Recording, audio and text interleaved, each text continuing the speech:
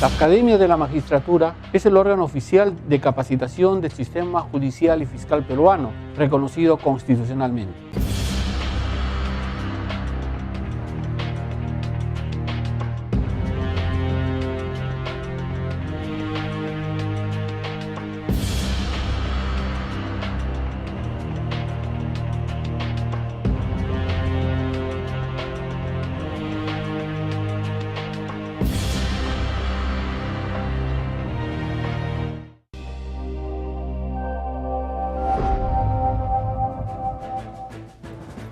Bienvenidos a Referente Jurídico, programa producido por la Academia de la Magistratura de la República del Perú.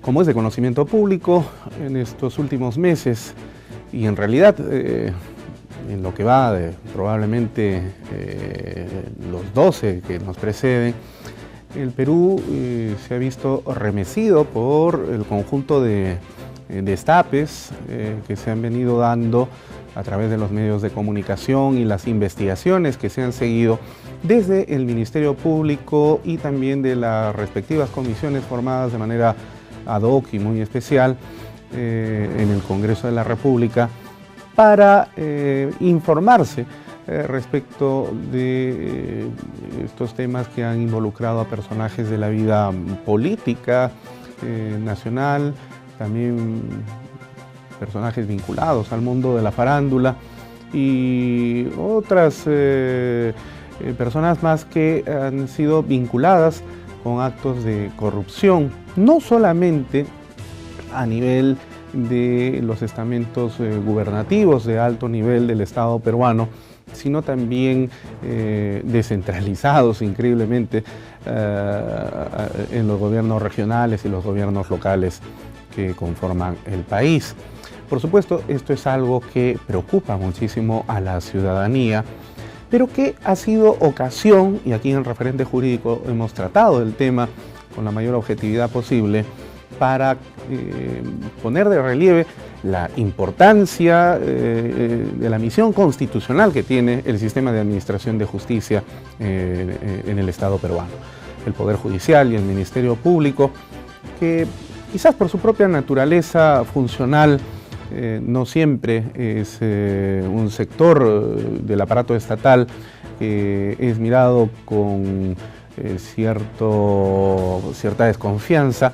Sin embargo, los sondeos de opinión pública nos indican que al menos un 26% de la ciudadanía le otorga una confianza que tradicionalmente a veces no ha llegado a superar ni siquiera el 12 o 13%. Esto es importante para el sistema de administración de justicia, por supuesto, y siendo la Academia de la Magistratura un organismo de relevancia constitucional, integrante del mismo, entonces nos sentimos también nosotros comprometidos en este proceso desde el ámbito que nos corresponde realizar, que es el de la capacitación y formación de nuestros magistrados y aspirantes a la magistratura, para prepararlos cada vez mejor en este momento, no solo coyuntural, sino en los desafíos que se vienen por delante, sobre todo en un contexto de reforma procesal penal, donde el sistema de administración de justicia viene demostrando efectividad en sus labores y funciones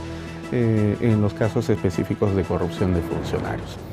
El delito de lavado de activos, un delito que ha sido conocido lamentablemente de manera tan abrupta por la ciudadanía, por el compromiso que han tenido algunos políticos importantes del país y a los que se los está relacionando precisamente con actos de corrupción y este delito de lavado de activos, ha puesto en el tapete la necesidad de capacitar cada vez más a nuestros magistrados para poder abordar estos temas de una manera bastante eficaz y eficiente.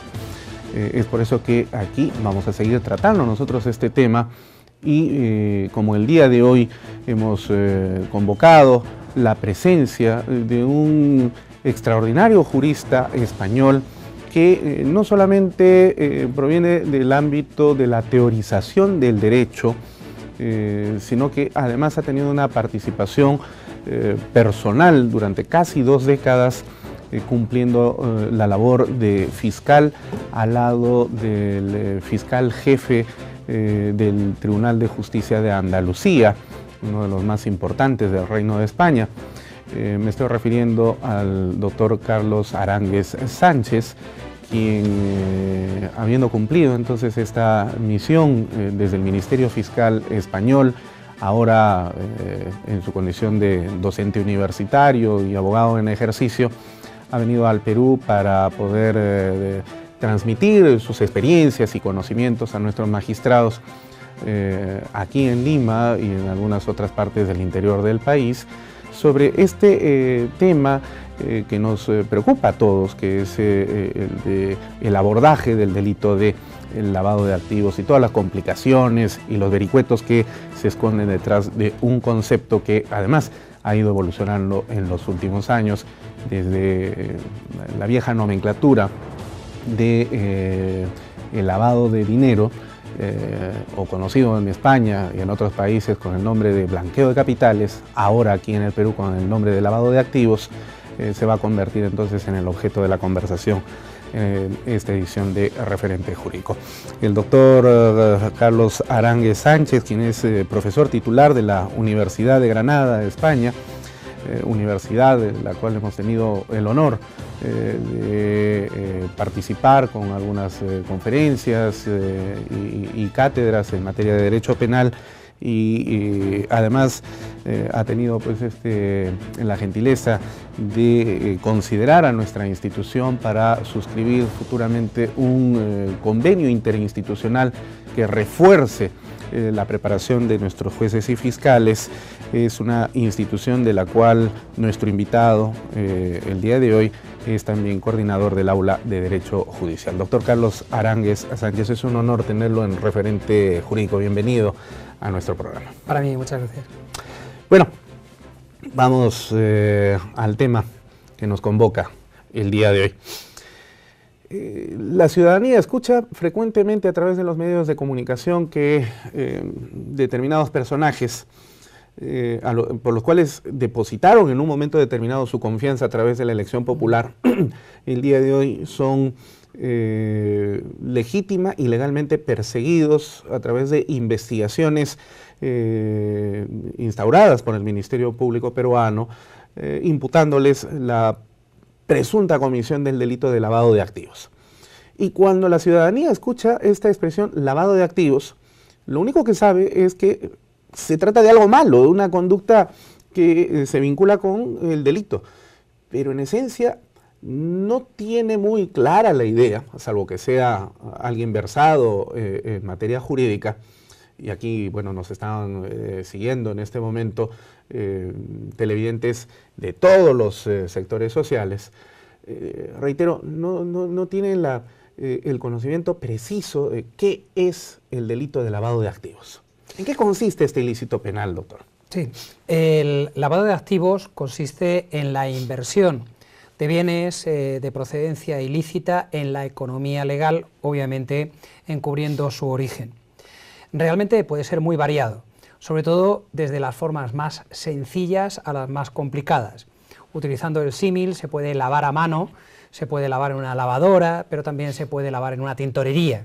Pues de la misma forma existen técnicas muy básicas, muy rudimentarias, como comprar un billete de lotería premiado, técnicas pues algo más complejas como el préstamo-retorno, es decir, poner una propiedad en garantía en el extranjero para fingir un falso crédito hipotecario, y luego hay algunas formas de blanqueo realmente increíbles, porque hay que tener en cuenta que la ingeniería financiera permite cosas como, por ejemplo, detener el tiempo, porque siempre son las 12 de la mañana en una bolsa o en un banco, con lo cual, aprovechando los usos horarios, el dinero puede circular, simplemente además de forma electrónica, con un teléfono móvil y un ordenador, puede circular por todo el mundo y realmente puede salir de Madrid a, por ejemplo, Berlín a las 12, llegar a las 12 y un segundo, salir a las 12 de nuevo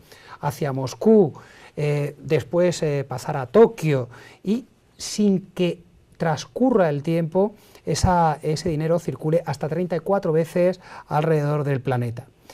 También tenemos que tener en cuenta que el blanqueador aprovecha igualmente, pues, por ejemplo, los diferentes alfabetos que tenemos.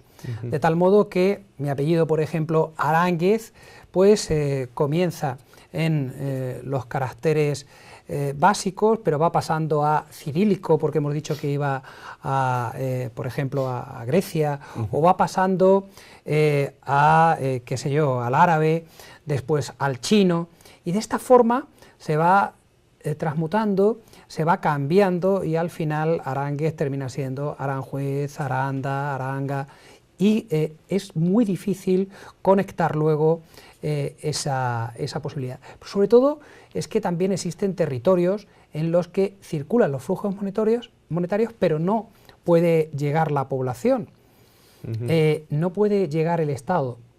Por ejemplo, para incautarlos. Por ejemplo, España no reconoce a Macedonia, pero Estados Unidos sí. Es muy fácil trazar un círculo de blanqueo pasando por simplemente Macedonia, y después el dinero pasa a Estados Unidos y regresa a España. Ya no se puede seguir su rastro. Es decir, las técnicas de blanqueo realmente pueden garantizar el absoluto anonimato del blanqueador.